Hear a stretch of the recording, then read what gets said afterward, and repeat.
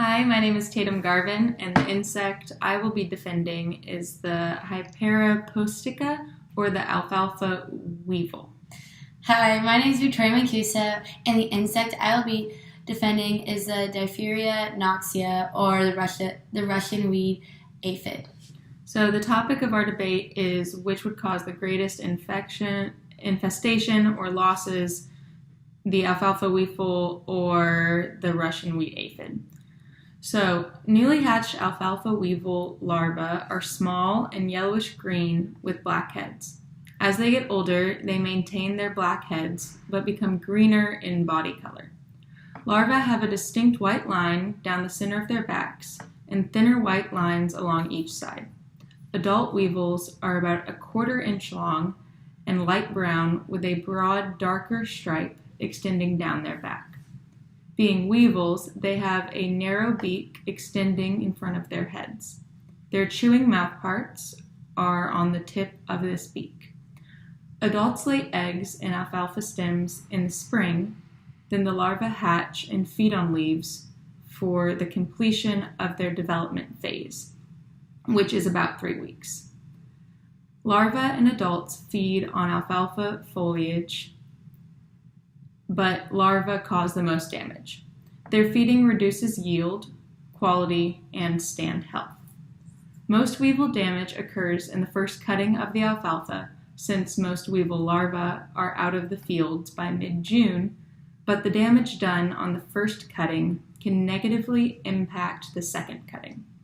Occasionally, economically damaging populations of weevil do build up in fields and have a terrible impact on the alfalfa industry.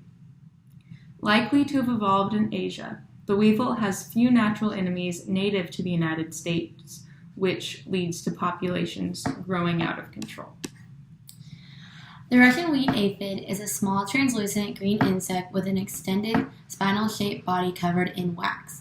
The way these pests are different from other cereal aphids is by this second tail-like process located by the sauda, giving it a twin-tailed appearance when viewed with a magnifying glass. Russian wheat aphids were first founded in California. The pest spread like wildfire throughout the entire state. In recent years, however, Russian wheat aphid populations have declined significantly throughout California, Nevada, Utah, Idaho, south of the Salmon River, Arizona, north of the Mogollon Rim, and western Colorado, and northwestern New Mexico, west of the Rocky Mountains. Russian wheat aphid survives the summer on a variety of grasses and migrate to wheat and barley in late fall. Damage is restricted to specific members of the grass family. Wheat and barley are the most susceptible. While feeding, Russian wheat aphids inject a toxin into the plant. The toxin damages are white, longitudinal streaks on the leaves and sometimes the stem. Heavily infested plants are stunted and sometimes exhibit a flattened appearance with tillers lying almost parallel to the ground. Occasionally, particularly during cold weather, plants show a purple color. Infested leaves curl up like a soda straw and remain in a rigid, upright position rather than assuming the typical dropping posture.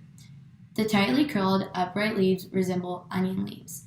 If the awns are trapped in the curled flag leaf, the head is usually distorted and assumes a fish hook appearance. Improperly timed applications of phonics herbicides may cause similar injury. In most areas of California, it appears that Russian wheat aphids builds to damage levels sporadically. It is tolerant of cold weather and can survive super freezing temperatures. Okay. You claim that the aphid is capable of causing the most damage, but you fail to mention that the aphid infestation can be controlled through various smart farming techniques, like providing enough water and nutrients to crops. Additionally, there's the possibility that biological agents can be used to control the species. Biological control agents have not been fully evaluated yet. Since Russian wheat aphids have several predators and are associated with parasites, they are usually found with other aphid pests. Our world needs to conserve these pests. If we do not make a concise effort, then we could throw off the whole entire ecosystem.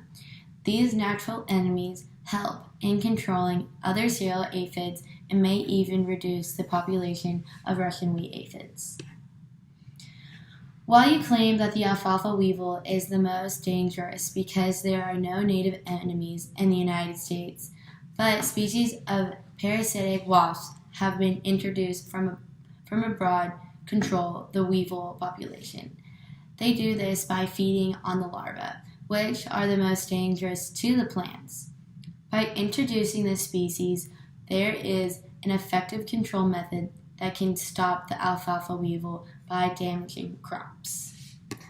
Yes, the Bathylpectes anuris and the B. cucullaris are two parasitic wasps that have been introduced into the United States to keep the alfalfa weevil population in check. However, there is a margin of error in their effectiveness.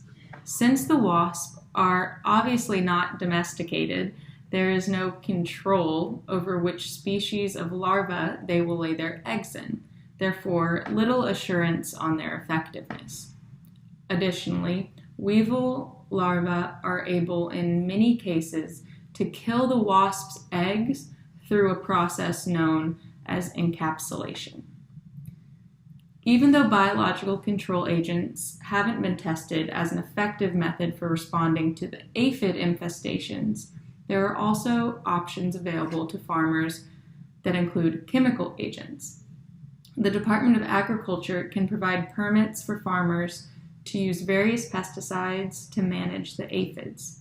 The pesticides can include, with permission, permeacarb and chlorphyllosphos products to aid in controlling the problematic population.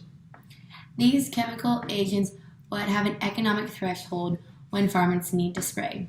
According to international advice, it is suggested that there is an economic threshold of once the plowing starts, there is a 20% chance of the seedlings being infested. After the digging is done, there is a 10% chance that the seedling is infested. Russian wheat aphids are attracted to a variety of grains: wheat, barley, oats, rye, triticale, and rice, and other grass species. The farmers spraying these chemical agents would also have to worry about the spreading on unattended objects. The way that this could happen is the spray being carried in the wind for far distances. These chemical agents would also end up on machinery equipment and live plant material. If we destroy these pests, we don't know the outcome of these natural enemies that include parasitic wasps, ladybird beetles, lacewings, damsel bugs, hoverflies, and fungi. Another way alfalfa weevils can also be regulated by natural occurring pathogens. Keep a lookout for alfalfa fields that are brown or discolored larvae on leaves at the top of the plant. The reason for this discoloration is that the larva may have been infected by fungus Zoopathora pytomi. Since larval populations decrease in summer, there is a subsequently fewer adult weevils in the winter. The fungus Zoopathora pytomi is attracted by worms in humid environments. For the fungus to develop, the environment needs to have high humid levels and lots of rainfall. Once the fungus starts to grow, it will cause a decrease in the alfalfa weevil populations. While it is true that the naturally occurring fungus can infect the weevil population, the fungus can also have a negative impact on the quality of the crop being produced. If the fungus overtakes the fields being used to grow alfalfa, it can cause the plants to produce a lower crop yield. Additionally, this fungus can only thrive in a very humid and rainy environment, which, limits the use of natural pathogens as a method for effective control, specifically in the Midwest region. While there are some methods of control that can be used against the alfalfa weevil, I still believe my species is the most damaging. Before the first cut of alfalfa, larvae feed on terminals, damaging young leaves. Early damage may not be easily recognized. As the infestation worsens, the fields of alfalfa can have a frost-like appearance after the larvae skeletonize the plants.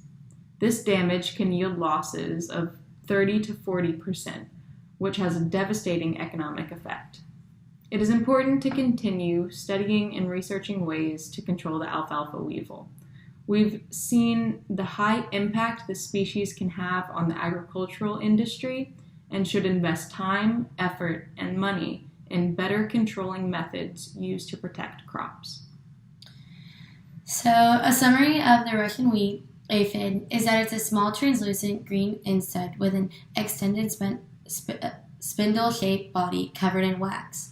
Russian wheat aphids were first founded in California. Russian wheat aphid survives the summer on a variety of grasses and migrate to wheat and barley in late fall. Damage is restricted to specific members of the grass family. Wheat and barley are the most susceptible. While feeding, Russian wheat aphids inject a toxin into the plant. In most areas of California, it appears that Russian wheat aphids build to damage levels sporadically. Biological control agents have not yet fully been evaluated. Since Russian wheat aphids have several predators and are associated with parasites that are usually found with other aphid pests, our world needs to conserve these pests. If we do not make a conscious effort, then we could throw off the whole ecosystem. These natural enemies help in controlling other cereal aphids and may even reduce the population of Russian wheat aphids. Chemical agents would have an economic threshold when farmers need a spray. If we destroy these pests, we wouldn't know the outcome of these natural enemies that include parasitic wasps, ladybird beetles, lacewings, damsel bugs, hoover flies, and fungi. Even though we need them in our ecosystem, they are overpopulating some areas and we need to find a way to control them. By researching these pests more, we can find a way to control the ecosystem while decreasing the population. Out of the 8 aphid species, the most important is the Russian wheat aphid. Thank you for listening to our debate. Bye.